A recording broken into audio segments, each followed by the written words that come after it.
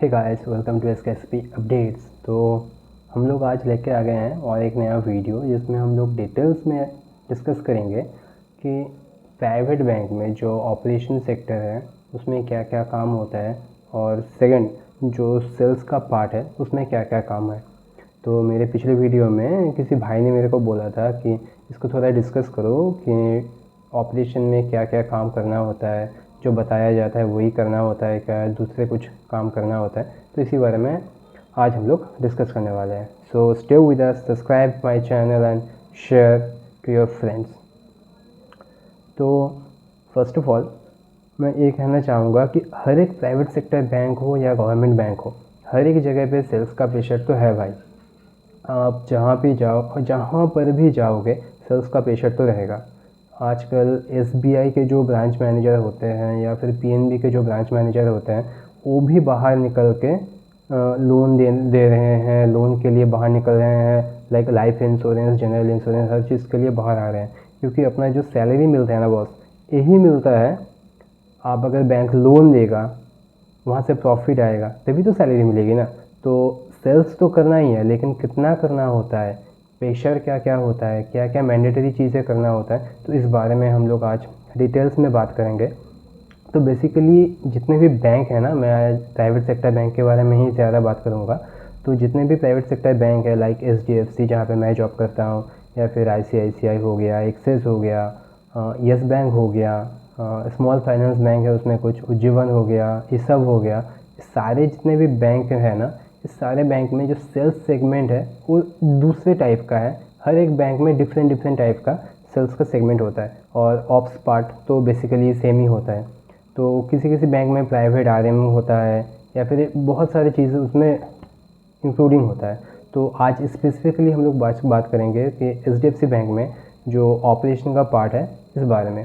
तो बेसिकली एक ब्रांच में 4 मैन ब्रांच हो या 6 मैन ब्रांच हो, तो किसी भी ब्रांच में एक तो बीएम होता है और एक तो बैकअप ब्रांच मैनेजर होता है जो अपना ऑथराइज़र होता है। उसके अंडर आते हैं 2 जन जो वेलकम डेस्क में अपना बैठेगा।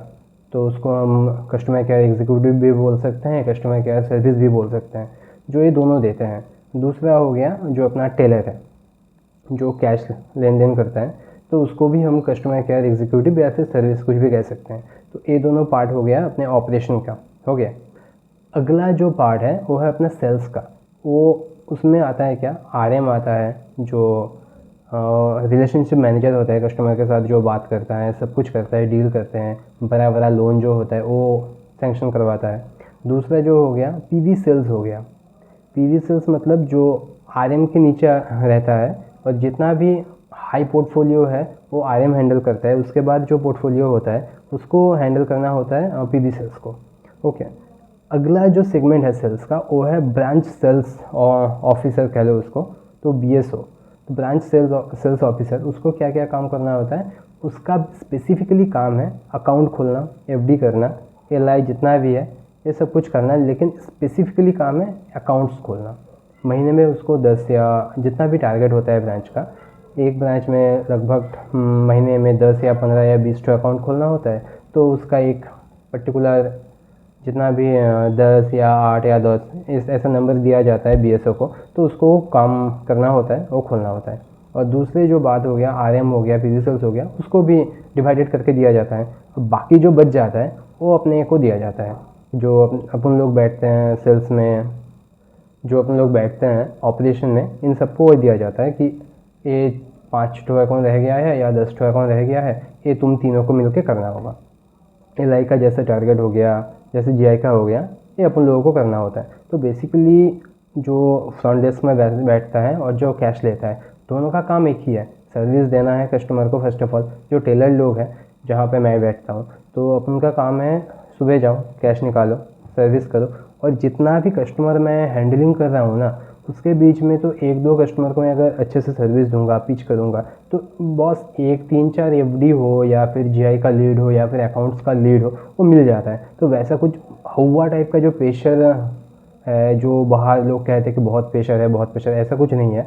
जो भी है रिलेटिव है वो हो जाता है, उसमें कुछ बहुत बड़ी चीज़ नहीं है। अगर आप प्राइवेट सेक्टर में हो तो थोड़ा तो प्रेशर रहेगा, तो हैंडल हो जाता है, उसमें कुछ बड़ा बात नहीं है। जो फ्रंट डेस्क में है उसका भी सेम है। अपन लोग सुबह 9 साढ़े 9 बजे कैश लेन देन चालू हो जाता है HDFC बैंक में। अपन लोग घुसते हैं लगभग 9 बजे के अंदर ही में हम लोग घुस जाते हैं। उसके बाद कैश चालू होता है, कैश ख़त्म होते होते 3:30 बज जाते हैं। उसके बाद हम लोग उसको टैली वैली करके रख देते हैं। अगर सारे दिन में कुछ अकाउंट्स का लीड हो गया या फिर GI हो, LI हो, FDs हो, तो उसको उसके बाद कर लेते हैं। करने के बाद अपना काम ख़त्म। जो वेलकम डेस्क है उसका भी सेम ही है। पूरे दिन जितना भी कस्टमर आ गया है उसको सर्विस देगा। उसका कुछ रिक्वेस्ट रहेगा कि ब्रांच ट्रांसफ़र करवाना है या फिर मोबाइल नंबर चेंज है, कुछ भी सर्विस रिलेटेड रिक्वेस्ट हो वो उसको लेना है। लेने के बाद 3:30 बजे के बाद उसको प्रोसेस कर देना है। उसके बाद उसका भी अगर सेल्स का कुछ कॉल रहता है सारे दिन में जितना भी लीड वीड बना उसका, तो उसको जाके क्लोज़ करना है। तो और जो अपना ऑथराइज़र है उसका भी सेम ही है। हम लोग जो काम करते हैं सारे दिन भर वो बैठ के वो ऑथराइज़ करेगा, पूरा लॉबी जो मैनेजमेंट है ये करेगा। उसके बाद जितना भी कॉल वॉल रहता है वो क्लोज़ कर देगा। तो उसके बाद बात ख़त्म है, इसका ऑपरेशन का टीम ख़त्म।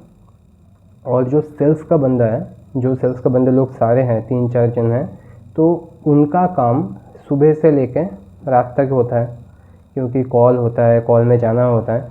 तो उस बारे में मैं और एक वीडियो बनाऊंगा जो डिटेल में होगा। आज हम ऑपरेशन का पार्ट डिस्कस किए, अगले में हम लोग सेल्स का जो पार्ट है उसको डिस्कस करेंगे। और आप अगर किसी और बैंक का जो है जैसे लाइक एक्सिस हो गया, ICICI हो गया, येस हो गया, उसकी जो ऑपरेशन पार्ट है उसको जानना चाहते हो तो मेरे वीडियो में कमेंट कर दो, मैं 100% उसमें वीडियो बनाऊंगा। बट सब्सक्राइब करो, बहुत कम सब्सक्राइबर है मेरा, तो subscribe my channel and please share. Thank you so much.